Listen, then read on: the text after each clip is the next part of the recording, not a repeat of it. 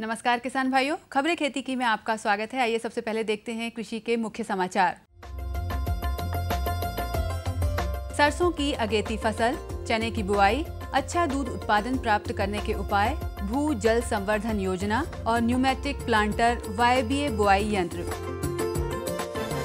सरसों की अगेती बुआई के लिए अक्टूबर माह सबसे उत्तम माना जाता है। सरसों की अगेती बुआई के लिए सबसे प्रमुख किस्मों में पूसा सरसों 25, पूसा तारक, NRCHV 101, NRCA-B 50, पूसा विज, पूसा सरसों, पूसा बोल्ड, पूसा आदित्य, RK 9807 महत्वपूर्ण हैं।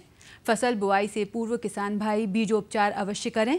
इसके लिए 2.5 ग्राम थीरम प्रति किलोग्राम बीज की दर से शोधित करना चाहिए। सफ़ेद गेरुई एवं तुलासिता रोग से बचाव के लिए 1.5 ग्राम मेटालेक्सिल प्रति किलोग्राम बीज की दर से उपचारित करें और बीज की मात्रा 4 से 5 किलोग्राम प्रति हेक्टेयर होनी चाहिए। अगेती बुआई के समय सामान्य बुआई की अपेक्षा बीज दर बढ़ा देनी चाहिए। बुआई हमेशा कतारों में ही करनी चाहिए। सरसों की बुआई के लिए कतार से कतार की दूरी 45 सेंटीमीटर तथा पौध से पौध की दूरी 10 से 15 सेंटीमीटर एवं बुआई की गहराई 2.5 से 3 सेंटीमीटर रखनी चाहिए। रबी की बुआई का समय शुरू हो रहा है। रबी की मुख्य दलहनी फसल चने की अधिक पैदावार लेने के लिए पौधों की संख्या 3 से 3.5 लाख पौधे प्रति हेक्टेयर होना चाहिए।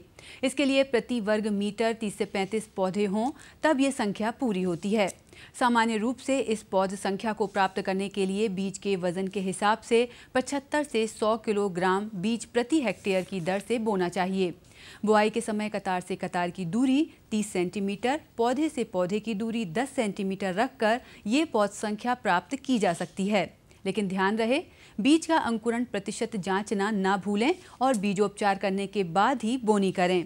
उकटा प्रभावित क्षेत्रों में बीज को ट्राइकोडर्मा से उपचारित करके बुआई करें। पशु से अच्छा दूध उत्पादन लेने के लिए कुछ बातों का ध्यान रखें। इस मौसम में दुधारू पशुओं के रहने की उचित व्यवस्था करें। दुधारू पशुओं को उनकी ज़रूरत के अनुसार संतुलित चारा एवं दाना मिश्रण देना चाहिए। दुधारू पशुओं को खनिज मिश्रण तथा साधारण नमक अवश्य दें। इससे दूध का उत्पादन अधिक होता है। इस मौसम में हरा चारा पर्याप्त मात्रा में उपलब्ध रहता है, अतः अपने पशु को हरे चारे की मात्रा अधिक से अधिक उपलब्ध करानी चाहिए। अधिक दूध उत्पादन करने वाले पशुओं से दूध एक दिन में 3 बार यानी 8 घंटे के अंतराल पर निकालें, लेकिन कम दूध देने वाले पशुओं से सिर्फ 2 बार 12 घंटे के अंतराल पर दूध निकालें। प्रतिदिन दूध निकालने का समय एक ही रखना चाहिए। निर्धारित समय पर दूध निकालने से आप अधिक उत्पादन प्राप्त कर सकते हैं। अपर्याप्त वर्षा एवं भूजल के अनियंत्रित दोहन से प्रदेश के भूजल स्तर में काफ़ी गिरावट आई है। गिरते हुए भूजल स्तर को रोकने के लिए राज्य शासन द्वारा मैक्रो मैनेजमेंट प्लान के अंतर्गत दिसंबर 2000 से भूजल संवर्धन योजना प्रारंभ की गई है। योजना में अधिकतम लागत राशि रुपए 5 लाख तक के नवीन परकोलेशन टैंक का निर्माण शासकीय भूमि पर शासन द्वारा किया जाता है। निर्माण उपरांत इन संरचनाओं को संबंधित ग्राम पंचायत या उपयोगिता समूह के लिए रखरखाव एवं उपयोग करने के उद्देश्य से हस्तांतरण कर दिया जाता है। योजना प्रदेश के समस्त जिलों में लागू है। न्यूमेटिक प्लांटर या वायवीय बुआई यंत्र, यह एक 6 कतारी 35 हार्स पावर या अधिक का ट्रैक्टर चलित उपकरण है, जिसमें पूर्व निर्धारित बीज कतारबद्ध निश्चित अंतराल पर एकल बीज की बुआई की जा सकती है। यह सरसों, ज्वार, सोयाबीन, कपास, अरहर, मक्का आदि के लिए प्रयोग किया जाता है। तो किसान भाइयों, खबरें खेती की में फिलहाल इतना ही। चलते चलते आप देखिए मंडी भाव और मुझे दीजिए आज्ञा। नमस्कार।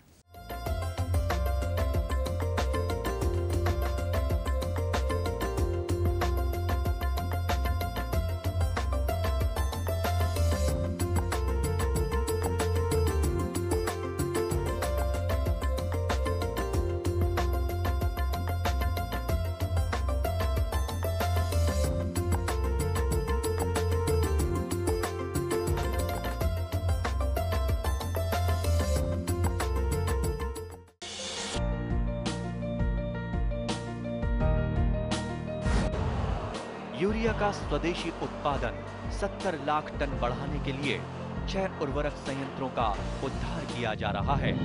FCIL के गोरखपुर, सिंदरी, तलचर और रामागुंडम संयंत्र, HFCL की बरौनी इकाई और PVFCL की नामरू फोर्थ। सोने पर सुहागा ये है कि देश में अब बनेगा सिर्फ नीम लेपित यूरिया, क्योंकि इससे होगा किसानों का फायदा ही फायदा। अनाज का उत्पादन 10% तक बढ़ेगा, बढ़ेगी 10 से 15% नाइट्रोजन क्षमता।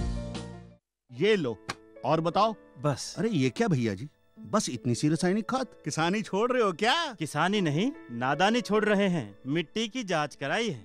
अब तो लालाजी जितनी जरूरत है उतने ही उर्वरक खेत में डालेंगे। हाँ, किसान भाई आज ही अपने जिले की नजदीकी भूमि परीक्षण प्रयोगशाला में मिट्टी की जांच जरूर करवाएं और मिट्टी में पोषक तत्व, नमी व पौधे के विकास को देखते हुए केवल जरूरत के अनुसार ही पोषक तत्व डालें। और हाँ, मिट्टी में गंधक, जस्ता, बोरोन जैसे सूक्ष्म पोषक तत्वों का पता लगाना भी न भूलें। उर्वरक और जैविक खाद के सही उपयोग से भूमि का उपजाऊपन बनाए रखें, उत्पादकता बढ़ाएं, खर्चा घटाएं और बहुमूल्य विदेशी मुद्रा बचाने में भी सहयोग दें। और हाँ, धीमी गति से नाइट्रोजन उपलब्ध कराने वाले उर्वरकों जैसे नीम लेपित यूरिया को प्राथमिकता दें और यूरिया का पत्तों पर छिड़काव करें। अरे वाह, तू तो सचमुच समझदार हो गया रे। अधिक जानकारी के लिए संपर्क करें जिला कृषि अधिकारी या किसान कॉल सेंटर। घर की चौखट से निकलकर जब भी कुछ अलग करने की ठानी, जज्बे और समझ से बदली खुद अपनी कहानी। चाहे हो पुरानी परंपरा को बचाना या फिर हो घर के खर्च को चलाना, चुनौतियों को पार कर जिंदगी में था आगे जाना। हर ग्रामीण महिला बनी मिसाल। देखिए इनके संघर्ष की दास्तान, सच होंगे सपने।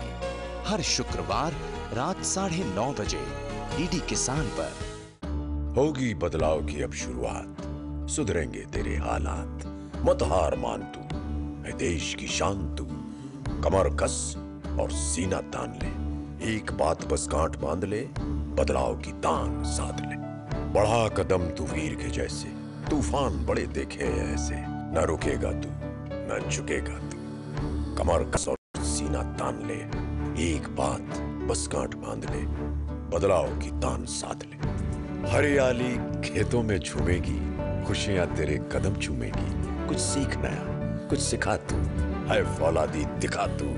कमर कस और सीना तान ले, एक बात बस गांठ बांध ले, बदलाव की तान साध ले।